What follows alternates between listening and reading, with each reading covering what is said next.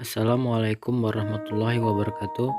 Perkenalkan, nama saya Sigit Prayogi, NPM 185415111006, bersama dengan rekan saya yaitu Wulan Ayu Lestari dengan NPM 181415111004. Di sini kami akan menjelaskan materi tentang konsep-konsep pengelolaan basis data di dalam SIG.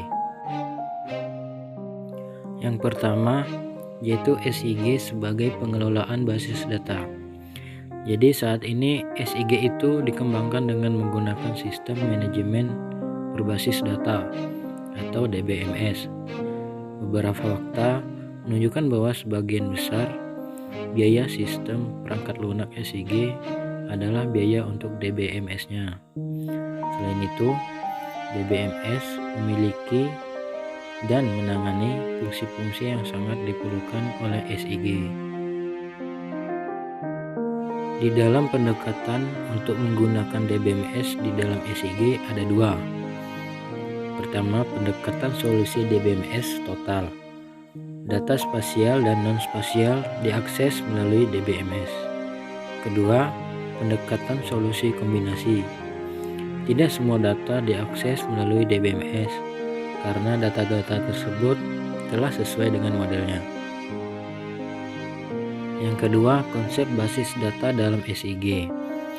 Sistem informasi geografis atau SIG itu tidak dapat dilepaskan dari basis data atau spasial dan atribut yang disimpan di dalam basis data spasial atau di mana data atribut terdapat di dalamnya.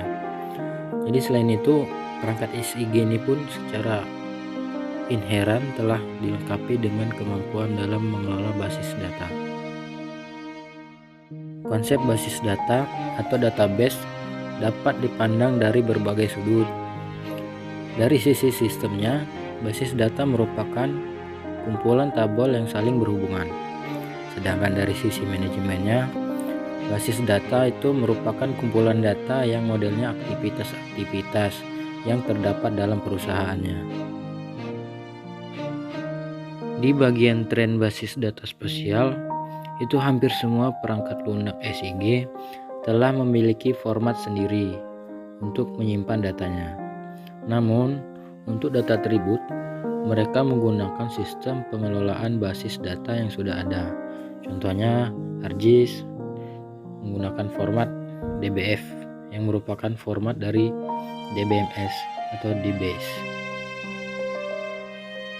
Ada beberapa keuntungan menggunakan sistem basis data lain adalah pembuat perangkat lunak SIG dapat berkonsentrasi untuk mengembangkan fungsi-fungsi inti dari SIG-nya. Tidak perlu meneliti dan mengembangkan sistem basis data sendiri. Sebagian besar arsitektur tabel rasional sudah terbuka, sehingga tidak ada kesulitan dalam menggunakan sistem basis data tertentu ataupun berpindah antara satu DBMS ke DBMS yang lain. Dapat memilih berbagai macam DBMS mulai dari yang gratis dengan fitur sederhana sampai dengan yang sangat mahal dengan fitur yang sangat lengkap. Dari spatial extension, sebagian besar DBMS tidak dapat secara langsung mendukung penyimpanan data spasial, harus menggunakan spatial extension. Berikut ini ada beberapa DBMS yang dapat digunakan untuk menyimpan data spasial, seperti MySQL dengan MySQL Spatial Support, Oracle dengan Oracle Spatial, PostgreSQL dengan PostGIS, Microsoft Excel, Microsoft SQL Server dengan MySQL Spatial, IBM DB2 dengan Spatial Extender dan Geodetic Extender. Beberapa tipe DBMS hanya dapat menyimpan data spasial saja, tanpa kemampuan untuk melakukan analisa spasial. Spasial DBMS merupakan DBMS yang selain menyediakan, dapat juga mengelola basis data biasa, memiliki kemampuan untuk penyimpanan dan pengelolaan data spasial. Dapat juga berupa middleware, contoh ArcSight, dapat diimplementasikan baik sebagai Teach maupun Thin Client. Contoh contoh CGI versus Java. SDBMS juga bekerja di atas DBMS biasa, mengizinkan model dan tipe data spasial, mendukung bahasa untuk mengquery-type data spasial, mendukung pembuatan indeks spasial, mempunyai algoritma yang efisien untuk operasi-operasi spasial, memiliki aturan-aturan khusus untuk optimasi query. Ada beberapa keuntungan SDBMS, yaitu menyediakan struktur untuk penyimpanan dan analisa data spasial. Data spasial terdiri dari objek-objek dalam ruang multidimensi, tidak seperti tabel konvensional yang hanya memiliki 2 dimensi atau baris dan kolom. Penyimpanan data spasial dalam DBMS standar membutuhkan tempat penyimpanan dalam jumlah yang sangat besar. Mengambil dan menganalisa data spasial dari DBMS standar membutuhkan waktu yang lama, serta sulit dilakukan dapat mengakibatkan banyak kesalahan. SDBMS menyediakan tempat penyimpanan, proses pengambilan, dan proses analisa data spasial yang jauh lebih efisien. Ada tipe data yang disimpan dalam SDBMS. Yang pertama, data spasial 2 dimensi, terdiri dari koordinat geografi, koordinat Cartesian 2D, jaringan, direction atau arah. Yang kedua, data spasial 3 dimensi, terdiri dari cuaca, koordinat Cartesian 3D, topologi foto satelit. Penggunaan dan pengguna SDBMS. Ada 3 tipe penggunaan SDBMS. Pertama, mengelola data spasial, kedua, menganalisa data spasial, dan ketiga, menggunakan data spasial tingkat tinggi. Jadi ada beberapa contoh penggunaan SDBMS, yaitu agen transportasi untuk memantau proyek-proyeknya, manajer asuransi untuk mempertimbangkan profil lokasi berisiko, dokter untuk membandingkan data magnetic resonance image atau MRI, sistem tanggap darurat untuk mencari jalur tercepat ke arah korban, lalu perusahaan seluler untuk memantau penggunaan telepon. SDBMS 3-layer structure. SDBMS bekerja dengan aplikasi spasial di sisi depan dan DBMS di sisi belakang. SDBMS memiliki 3 lapisan. Yang pertama, antarmuka ke aplikasi spasial. Yang kedua, fungsi-fungsi inti terkait data spasial. Yang ketiga, antarmuka ke DBMS. Spatial Query Language. Jadi ada beberapa adaptasi dari SQL untuk data spasial. Yang pertama, Spatial Query Language. Yang kedua, Temporal Query Language atau TSQL2. Yang ketiga, SQL Query Language atau OQL. Yang keempat, Object Oriented Structured Query Language atau O2SQL. Spatial Query Language menyediakan peralatan dan struktural khusus untuk bekerja dengan data spasial. SQL 3 menyediakan tipe-tipe data spasial 2D beserta fungsi-fungsinya. Ada 3 tipe query. Yang pertama, operasi-operasi dasar pada semua tipe data, misalnya isEmpty, envelope, dan boundary. Yang kedua, operasi topologi beserta serangkaian operatornya, misalnya disjoin, touch, dan contain. Yang ketiga, analisa spasial, misalnya distance, intersection, dan SIMDIP. Oke, selanjutnya adalah mengenai sistem manajemen basis data. Sistem manajemen basis data merupakan sekumpulan dari data yang saling berhubungan dengan sekumpulan program-program yang mengakses data tersebut. Perbedaannya dengan basis data, sistem manajemen basis data atau DBMS ini merupakan paket perangkat lunak general purpose yang digunakan untuk membangun sistem basis data tertentu. Dengan kata lain, DBMS adalah bagian dari sistem basis data. Nah, selanjutnya mengenai manfaat sistem manajemen basis data. Manfaat penggunaan DBMS dalam aplikasi basis data antara lain sangat baik dalam mengorganisasikan dan mengelola data dengan jumlah besar. kemudian melindungi data dari kerusakan yang disebabkan oleh akses data yang tidak sah, kerusakan perangkat keras, dan kerusakan perangkat lunak. Kemudian memungkinkan untuk akses data secara simultan atau bersamaan. Yang terakhir, memungkinkan pembagian suatu basis data menjadi kepingan-kepingan yang terpisah di beberapa tempat.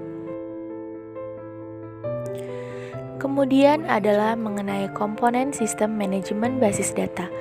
Komponen pada sistem manajemen basis data terdiri atas yang pertama yaitu data yang disimpan di dalam basis data, kemudian operasi standar yang disediakan oleh hampir semua DBMS, selanjutnya DDL atau Data Definition Language yang merupakan bahasa yang digunakan untuk mendeskripsikan isi dan struktur basis data, kemudian DML atau Data Manipulation Language atau bahasa query yang setara dengan bahasa pemrograman yang didukung oleh DBMS untuk membentuk perintah-perintah masukan, keluaran, editing, dan analisis basis data. Kemudian, bahasa pemrograman atau programming tools menangani akses melalui function calls atau subroutine calls dari program aplikasi lain. Selanjutnya, struktur file itu merupakan struktur internal yang digunakan untuk mengorganisasikan data. Selanjutnya, yang keempat adalah mengenai model basis data relasional di dalam SIG. Model basis data yang paling terkenal dalam DBMS ini banyak digunakan di dalam SIG. Beberapa DBMS yang menggunakan model basis data relasional adalah yaitu database yang digunakan oleh ArchView atau PCArch atau Info dan SIG lain. Yang kedua yaitu Info digunakan di dalam Arch atau Info. Yang ketiga yaitu adalah Oracle yang digunakan dalam Arch atau Info, GeoVision, dan lain-lain. Selanjutnya adalah mengenai terminologi dalam model basis data relasional. Yang pertama yaitu relasi. Setiap baris data, record, memiliki atribut atau field. Setiap tipe record membentuk tabel dan relasi derajat atau singkat relasi suatu tabel dinyatakan dengan jumlah atribut yang terdapat di dalam tabel yang bersangkutan. Selanjutnya adalah kunci. Kunci sering disebut sebagai super key atau key dari suatu relasi, yaitu merupakan bagian atau subset dari atribut dengan ciri-ciri yaitu dapat diidentifikasikan secara unik, non-redundancy, tak ada satu atribut kunci yang dapat dihapus tanpa merusak keunikan atribut tersebut. Kemudian yaitu queries. DDL digunakan untuk menentukan data mana yang akan disimpan dalam basis data dan menentukan bagaimana data tersebut direlasikan. DML digunakan untuk menambah, memanggil kembali, mengupdate, dan menghapus data dalam DBMS. Query sering diambil sebagai pernyataan atau sekumpulan pernyataan baik pada DDL, DML, atau keduanya. Query language atau QL adalah bahasa formal yang mengimplementasikan DDL, DML, atau keduanya. Selanjutnya yaitu normalisasi. Normalisasi adalah teknik yang digunakan untuk menstrukturkan data sedemikian rupa sehingga mengurangi atau mencegah timbulnya masalah-masalah yang berhubungan dengan pengelolaan basis data.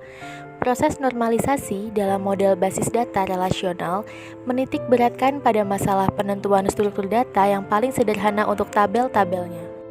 Hasil normalisasi adalah data, record, atau tabel-tabel yang konsisten secara logik. Selanjutnya mengenai keunggulan model basis data relasional. Yang pertama, model relasional benar-benar merupakan model data yang lengkap secara matematis. Yang kedua, memiliki teori yang solid untuk mendukung accessibility, correctness, dan predictability.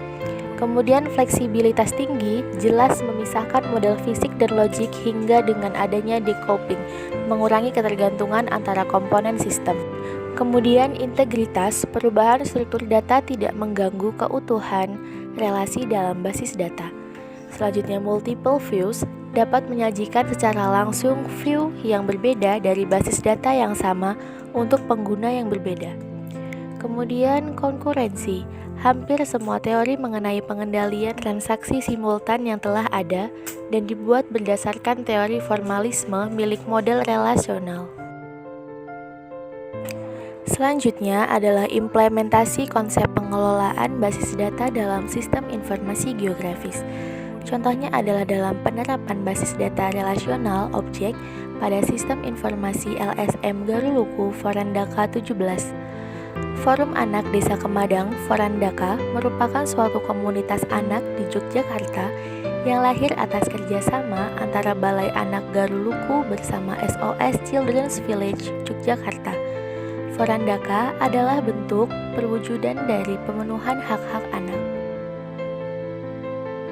Seiring dengan bertambahnya waktu dan laju pertumbuhan anak di Desa Kemadang yang semakin meningkat, menyebabkan data yang ada menjadi lebih banyak, sehingga menyulitkan pengurus Garuluku Forandaka dalam hal pendataan anak, karena pencatatan masih bersifat manual tanpa adanya pemanfaatan sistem basis data.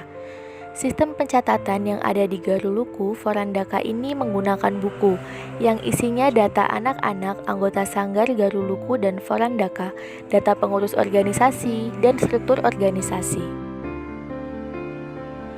Sehingga dalam penginformasian ke masyarakat luas, pemerintah dan organisasi anak lainnya masih menggunakan beberapa buku yang berisi data-data tersebut.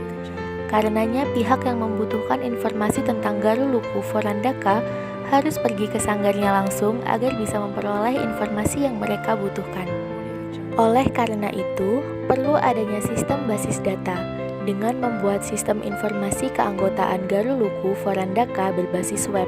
Nah, peran dari basis data di sini adalah sistem ini digunakan untuk mengelola data-data yang banyak dalam sistem basis data yang dapat memberikan efisiensi kerja, kecepatan dan ketelitian waktu, serta memberikan informasi yang baik kepada pihak yang membutuhkan. Oke, jadi berikut adalah referensi yang kami gunakan dalam menyusun tugas ini. Baiklah, terima kasih untuk yang sudah melihat video ini. Di sini kami, saya dan Sigit memohon maaf apabila terdapat kesalahan dan semoga bermanfaat. Sampai ketemu lagi. Assalamualaikum warahmatullahi wabarakatuh.